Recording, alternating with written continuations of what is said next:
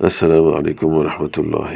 عالمگیر رحمۃ اللہ علیہ کی جنگ شیوا جی سے ہو رہی تھی کہ اس کا راشن ختم ہو گیا۔ اماں سے مشورہ کیا تو اماں نے کہا عالمگیر رحمۃ اللہ علیہ سے مشورہ کر۔ اس نے کہا وہی تو دشمن ہے۔ تو ماں نے کہا دشمن ضرور ہے مگر دین کا پابند ہے، مسلمانوں کے دین میں ہے۔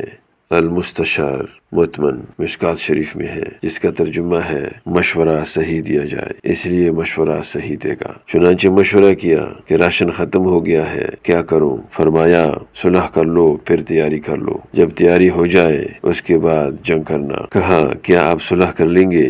فرمایا ہاں۔ کہا کب تک کے لیے؟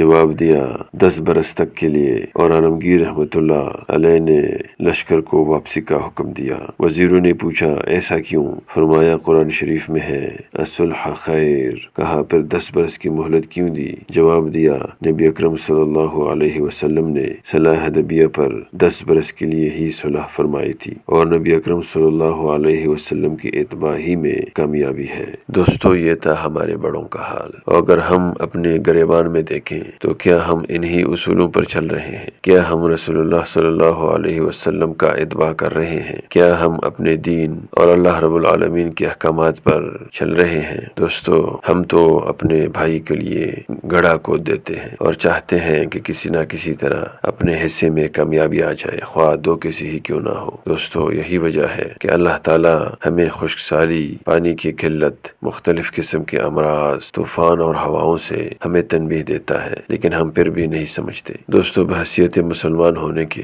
ہمیں چاہیے کہ ہم رسول اللہ صلی اللہ علیہ وسلم کی سنت اور اللہ رب العالمین کے احکامات پر سختی سے عمل کریں، تاکہ اس دنیا میں کامیابی کے ساتھ ساتھ آخری زندگی کا جو ہمیشہ کے لیے کامیابی ہے وہ بھی ہمیں اللہ تعالیٰ نصیب فرمائے۔ دوستو اللہ رب العالمین ہمیں اللہ کے احکامات اور رسول اللہ صلی اللہ علیہ وسلم کی سنت پر چلنے کی توفیق عطا فرمائے، آمین۔ السلام علیکم ورحمۃ اللہ وبرکاتہ۔